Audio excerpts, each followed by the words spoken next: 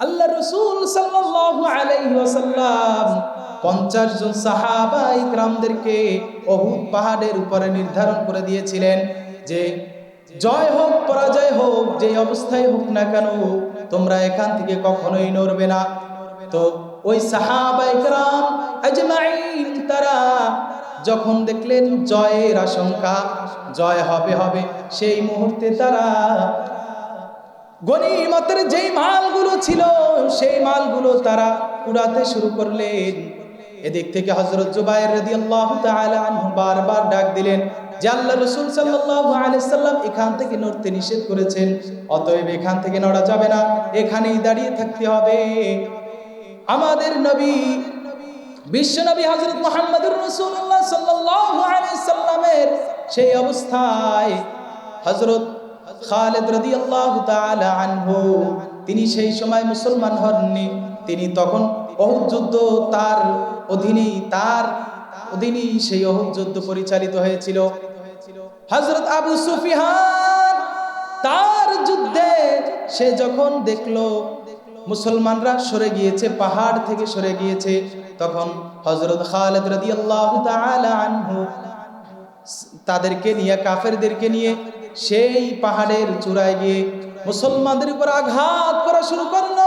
আল্লাহ রাব্বুল আলামিন আমাদের রাসূলকে বিশ্ব জগতের, বিশ্বকুলের মানবতার জন্য সৃষ্টি করেছেন এবং তিনি এই বিশ্বকে সৃষ্টি করেছেন একমাত্র আমাদের নবীজির উসিলায়। কথা ঠিক না বেঠিক? আমাদের নবীজির উসিলায় আল্লাহ তাআলা আমাদের এই পৃথিবীকে কি করেছেন? সৃষ্টি করেছেন। সেই নবী কত যুদ্ধে অংশগ্রহণ করেছেন, কত যুদ্ধ হয়েছে, এই ইসলাম বিজয় হয়েছে শুধু যুদ্ধে না, শুধু তলোয়ারের মাধ্যমে হয়নি, এটি আমাদের নবীজির আখলাক, চরিত্র এবং তলোয়ারের বিনিময়ে অর্জিত হয়েছে।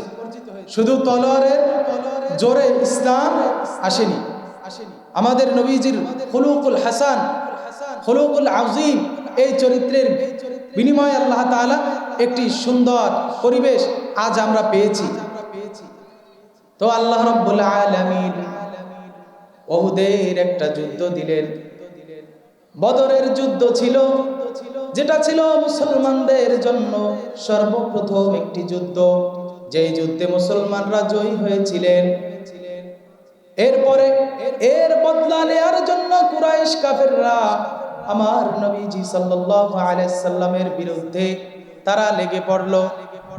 আল্লাহ রাসূল সাল্লাল্লাহু আলাইহি ওয়াসাল্লামের বিরুদ্ধে তারা সেই বদরের যুদ্ধে প্রতিশোধ নেয়ার জন্য উহুদের যুদ্ধে তারা 3000 সৈন্যবাহিনী নিয়ে প্রস্তুত হয়ে গেল। মক্কার কুরাইশ কাফেররা, বেঈমানেরা আমার রাসূল সাল্লাল্লাহু আলাইহি ওয়াসাল্লামের বিরুদ্ধে যুদ্ধের ঘোষণা করলো। তারা যুদ্ধ করার জন্য ময়দানে এসে পড়ল। আমার নবীও তার সাহাবায়ে কিরাম সঙ্গী সাথীদেরকে নিয়ে যুদ্ধের ময়দানে অবতরণ করলেন। যুদ্ধের ময়দানে অবতরণ করার পর তার থেকে 300 জন লোক ছুটে গিয়েছে।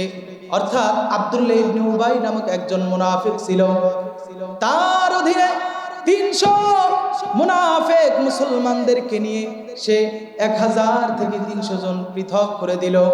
এবার আমার নবী 700 জন সাহাবায়ে কিরামদেরকে নিয়ে উহুদের ময়দানে অবতরণ করলেন।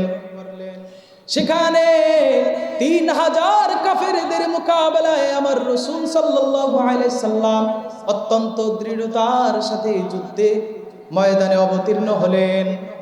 আল্লাহ রাসূল সাল্লাল্লাহু আলাইহি ওয়াসাল্লাম ওই সকল কাফেরদেরকে ভয় পাননি। তিনি যদিও সংখ্যায় কম ছিলেন, কিন্তু তাদের ঈমানের তেজ এবং ঈমানের পাওয়ার এতটাই ছিল যে এই সকল বেঈমান মুশরিক কাফেররা তার সামনে মাথা নত করতে বাধ্য হয়ে গেল। আমার রাসূল সাল্লাল্লাহু আলাইহি ওয়াসাল্লাম সেই যুদ্ধে সাহাবায়ে কিরাম, আমার নবীর সেই উহুদের যুদ্ধের প্রাথমিক লগ্নে আমাদের যুদ্ধটা এমন ভাবে হয়েছিল যে আমাদের জয়ের আশঙ্কা ছিল, আমাদের জয় হয়েছিল, কিন্তু মাঝখানে গিয়ে আল্লাহ রাসূল সাল্লাল্লাহু আলাইহি ওয়াসাল্লাম 50 জন সাহাবা ইকরামদেরকে উহুদ পাহাড়ের উপরে নির্ধারণ করে দিয়েছিলেন যে জয় হোক পরাজয় হোক, যে অবস্থায় হোক না কেন তোমরা এখান থেকে কখনোই নড়বে না। তো ওই সাহাবা ইকরাম আজমাইন তারা যখন দেখলেন জয়ের আশঙ্কা, জয় হবে, সেই মুহূর্তে তারা গনিমতের যেই মালগুলো ছিল সেই মালগুলো তারা উড়াতে শুরু করলেন। এদিক থেকে হযরত জুবাইর রাদিয়াল্লাহু তাআলা আনহু বারবার ডাক দিলেন যে আল্লাহ রাসূল সাল্লাল্লাহু আলাইহি সাল্লাম এখান থেকে নড়তে নিষেধ করেছেন, অতএব এখান থেকে নড়া যাবে না, এখানেই দাঁড়িয়ে থাকতে হবে। আমাদের নবী বিশ্বনবী হযরত মুহাম্মদুর রাসূলুল্লাহ সাল্লাল্লাহু আলাইহি সাল্লামের সেই অবস্থায় হযরত খালিদ রাদিয়াল্লাহু তাআলা আনহু তিনি সেই সময় মুসলমান হননি, তিনি তখন উহুদ যুদ্ধ তার অধীনেই সেই উহুদ যুদ্ধ পরিচালিত হয়েছিল। হযরত আবু সুফিয়ান তার যুদ্ধে সে যখন দেখলো মুসলমানরা সরে গিয়েছে, পাহাড় থেকে সরে গিয়েছে, তখন হযরত খালিদ রাদিয়াল্লাহু তাআলা আনহু তাদেরকে নিয়ে, কাফেরদেরকে নিয়ে সেই পাহাড়ের চূড়ায় গিয়ে মুসলমানদের উপর আঘাত করা শুরু করলো। সেই মুহূর্তে ঘোষণা হলো যে হযরত মুহাম্মদ দুনিয়া থেকে বিদায় হয়ে গিয়েছে। তারা সেই ঘোষণা দিল, কিন্তু আমার নবী তো সে সময় ইন্তেকাল করেননি, সেই সময় আমার নবী অবিচল ছিলেন। কিন্তু যখন এই খবর কতিপয় সাহাবায়ে কেরামদের কানে গেল, তখন আমাদের কিছু সাহাবা যারা ছিলেন তারা ঘাবড়িয়ে গেলেন, কেউ কেউ জমিনের উপরে বসে পড়লেন, আবার কেউ কেউ ঘাবড়িয়ে যুদ্ধ বন্ধ করে দিলেন। কিন্তু একজন সাহাবী হযরত আবু তালহা রাদিয়াল্লাহু তাআলা আনহু এমন একজন সাহাবী যিনি তার ঈমানকে পাহাড়ের মতো অবিচল রেখে, ঈমানকে শক্ত এবং মজবুত রেখে তিনি সেখানেই ওই কথাকে নিক্ষেপ করে দিয়ে ফেলে দিয়ে তিনি চিন্তা করলেন আমার নবী মরতে পারে না, যাই হোক না কেন এই যুদ্ধে আমাদেরকে জয়ী হতে হবে।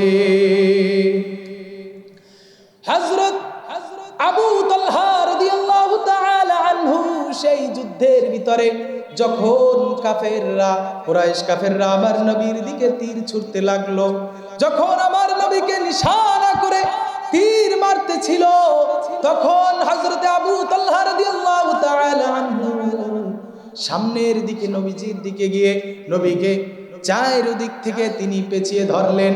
যে দিক থেকে তীর আসে সেই দিকেই তিনি দাঁড়িয়ে যান। নবী সাল্লাল্লাহু আলাইহি সাল্লামকে তিনি সান্ত্বনা দিলেন, ইয়া রাসূলুল্লাহ আপনি টেনশন করেন না, যে দিক থেকেই তীর আসুক না কেন আমি আপনার জীবনকে বাঁচানোর জন্য আমি প্রস্তুত আছি। তো আমার নবী সাল্লাল্লাহু আলাইহি ওয়াসাল্লাম,